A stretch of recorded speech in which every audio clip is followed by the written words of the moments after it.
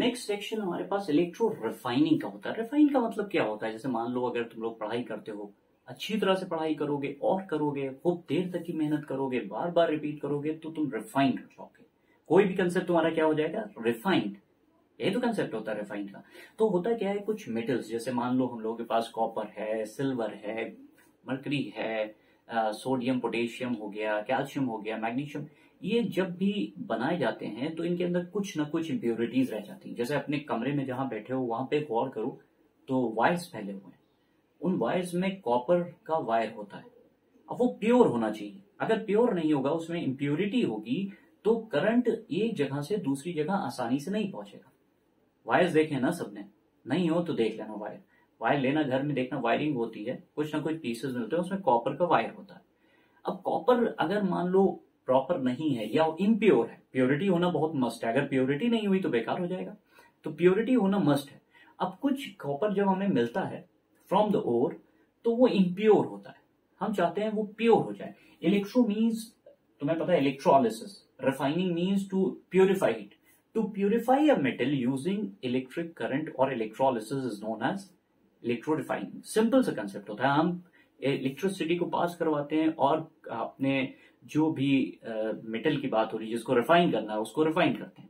Refine करने का मतलब है कि प्योर मेटल को हम सेपरेट कर दें, इंप्योरिटीज अलग हो जाए, इंप्योरिटीज अलग हो जाए। तो यहाँ पे देखो कई क्वेश्चंस आते हैं कि अनोड पे अगर हम इलेक्ट्रो रिफाइनिंग कॉपर सल्फेट की करवा रहे हैं या कॉपर की करवा रहे हैं, तो हमें ये पता करना पड़ेगा कि अनोड पे क्या रखेंगे, कैथोड पे क्या रखेंगे, स्लाइम क्या होता है, अनोड मड क्या होता है। ये सारे क्वेश्चंस बहुत ही इंपॉर्टेंट होते हैं। तो लेट्स स्टार्ट। देखो, कॉपर सल्फेट का जब भी हम इलेक्ट्रोलिसिस कराते हैं तो याद रखना अनोड पे हम क्या रखेंगे?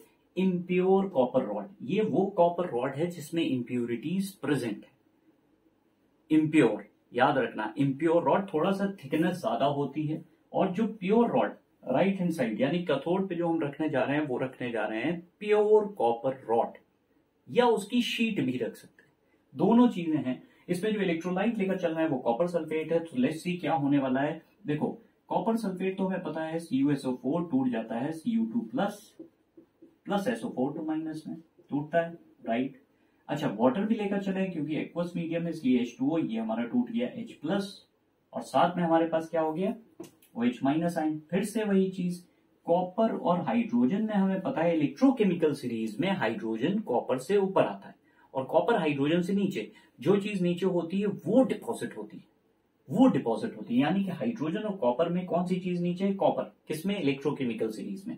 इसलिए कॉपर डिपॉजिट होगा कैथोड पे। तो कैथोड हमारा ऑलरेडी क्या है? एक थिन प्योर कॉपर शीट है, और इसी शीट पे अब डिपॉजिट होना क्या होगा? कॉपर डिपॉजिट होना शुरू होगा।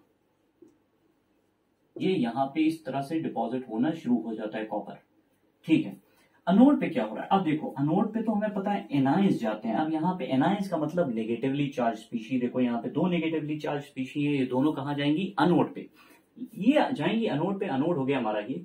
तो जब ये जाती है अनोड पे क्या होता है? ऑक्सीडेशन। अनोड पे होता है ऑक्सीडेशन। ये दोनों एनाइंस गए इस रॉड पे, ऑक्सीडेशन के लिए गए, लेकिन ना तो ये ऑक्सीडाइज हुआ ना तो ये ऑक्सीडाइज हुआ। क्या हुआ? इम्प्योर जो कॉपर रॉड था वो खुद, अब इम्प्योर में कुछ, इस रॉड में कॉपर के एटम्स भी हैं और इम्प्योरिटी भी है, और हमें इम्प्योरिटी से कॉपर को सेपरेट करना है। तो जो कॉपर एटम्स हैं वो ऑक्सीडाइज होना शुरू हो गए, क्योंकि तुम्हें पता है अनोड पे क्या होता है? ऑक्सीडेशन।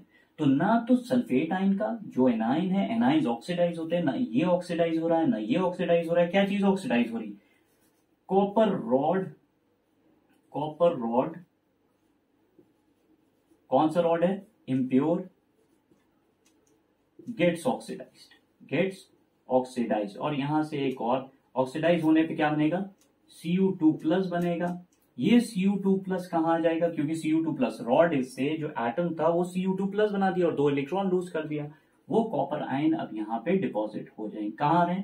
नीचे की ओर। अब जो बची इंप्योरिटी वो कहां गई? तो इंप्योरिटीज दो तरह की होंगी। एक इंप्योरिटी जो बहुत इंपॉर्टेंट होती है वो होती है जिसे हम लोग कहते हैं anode mud. Anode mud basically इस जगह पे, अनोड के नीचे, ये अनोड है, यहां पे कहीं डिपॉजिट होगी अनोड मड। अनोड मड क्या है? इंप्योरिटी थी, कौन सी? बहुत इंपॉर्टेंट होता है, सिल्वर, गोल्ड, प्लैटिनम, बहुत ही अनरिएक्टिव मेटल्स होते हैं, तो ये एज सच ये डिपॉजिट हो जाते हैं नीचे की ओर। इन्हीं को कहते हैं अनोड मड। क्वेश्चन कई बार पूछा गया, व्हाट इज अनोड मड, या फिर इसे दूसरे नाम से जानते हैं स्लाइम। स्लाइम, अनोड मड या स्लाइम। तो पूछा जाता है अनोड मड क्या है, सिल्वर, गोल्ड या प्लैटिनम के एलिमेंट्स जो हैं वो यहाँ पे डिपॉजिट हो गए। कहाँ थे ये पहले, ये रॉड में थे, इम्प्यूरिटी के फॉर्म में थे। जब डिपॉजिशन कॉपर आयन जो है वो डिसॉल्व हुआ तो जो इम्प्यूरिटीज वो नीचे आ गई। साथ ही साथ कुछ जिंक और जो मैग्नीशियम वगैरह की है वो भी इम्प्यूरिटीज होती है, लेकिन वो क्योंकि उनका इलेक्ट्रोकेमिकल सीरीज में वो ऊपर की ओर होती है ना, सोडियम, पोटेशियम, कैल्शियम, तो ये सब आसानी से ऑक्सीडाइज होके डिसॉल्व हो जाती हैं किसमें, इसी सॉल्यूशन में। तो यहाँ पे जो इलेक्ट्रोकेमिकल सीरीज में टॉप वाले एलिमेंट्स हैं उनकी सीरीज आके डिपॉजिट हो गई।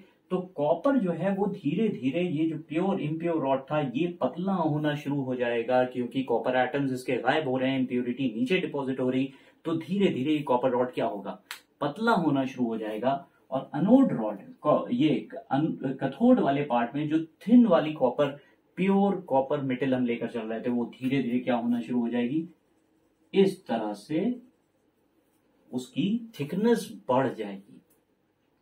एक और क्वेश्चन यहां बनता है कि क्या ब्लू कलर, क्योंकि कॉपर सल्फेट लेकर चल रहे हैं, कॉपर सल्फेट का क्या कलर होता है, ब्लू, क्या ब्लू कलर डिसअपियर होता है, नहीं। क्यों नहीं डिसअपियर होता है, क्योंकि ये बना हुआ किससे, ये जो इलेक्ट्रोलाइट है वो किससे, कॉपर सल्फेट से।